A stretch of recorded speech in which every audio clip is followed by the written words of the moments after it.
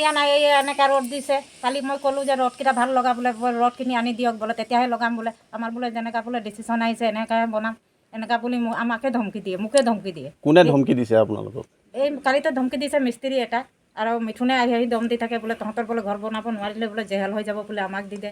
এইটো ঘৰটো বনোৱাৰ ঠিকাটো মিঠুনে লৈছে। মিঠুনে লৈছে। মিঠুনে আচ্ছা, লিণ্টাৰ বহা নাই, তলত গাঁত খান্দা নাই, 1.5 ফুট গাঁতো খান্দিছে, 6টা খুঁটি কুপিছে, 1.5 ফুট কৰি গাঁত খান্দিছে। লিণ্টাৰত কইল দিয়া। আচ্ছা, আপোনালোকৰ ইয়াত আৰু নাই দিয়া, বালি বেয়া দিছে আৰু চিমেণ্ট 15 বেগ দিছে, সেইকেইটা যি বস্তু পেলাইছে। আৰু পইচাটো উঠাইতো বাইদেউ হাততে দিছোঁ। বাইদেউ কৈছে যে মই যিমান ভাৰী লৈছোঁ মই ঠিক কৰি দিম বুলি, আৰু বাইদেউ আহি চাই গৈ থাকে। আপোনালোকে এইটো নিজে বনাম বুলি লৈছিলোঁ, এতিয়া আপোনালোকৰ আমাক দিয়া নাই বনাবলৈ। আপোনালোকক দিয়া নাই বনাব? দিয়া নাই। এই খুঁটিকেইটা আমি পোচ খুঁটি বনা হয়, 8টা খুঁটি বনাইছিলোঁ।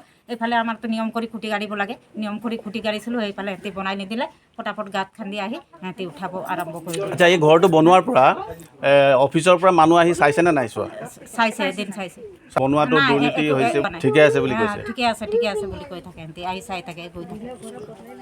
এই আহি দিবলৈ ক'লে সিহঁতি।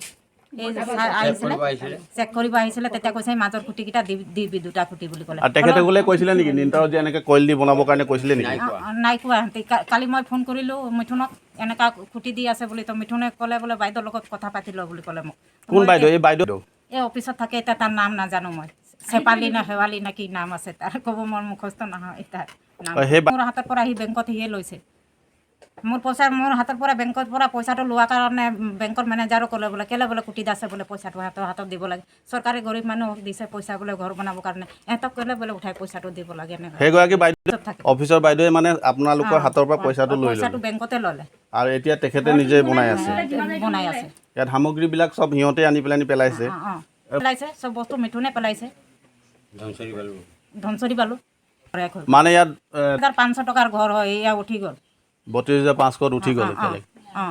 আৰু 1 লাখ টকা বাকী আছে, আৰু জব কাৰ্ডত বোলে হাজিৰা পইচা সোমাব 20,000 টকা।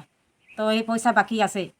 তো 3টা ঘৰ বনাব পাৰিলোঁ হয় মই, 4জন আছোঁ, আৰু এটা ঘৰ ল'ৰাকে বেলেগে বনাই দিম। আমি 3টা একটা ঘৰ বনাই ল'ম। কোনে আপোনালোকক পইচা? মিঠুনে। কিমান টকা বিচাৰিছিলে? 10,000 টকা বিচাৰিছিলে। প্ৰথম বিচাৰিছিলে 25,000 টকা। মই কৈছোঁ 25,000 টকা মই দিব নোৱাৰোঁ, মই লাগিলে 10,000 টকা দিম, মোক ঘৰটো বনাব দিম। কিহৰ বাবে পইচা বিচাৰিছে? চৰকাৰী ঘৰৰ পইচা নালাগে বোলে, তহঁতৰ বনাবলৈ দেৰি হৈ আছে বোলে, এনেকুৱা বুলি ক'লে। মই কৈছোঁ দেৰি হৈ আছে যদি আপোনালোকে কেনেকৈ বনাওক, মোৰো মাথা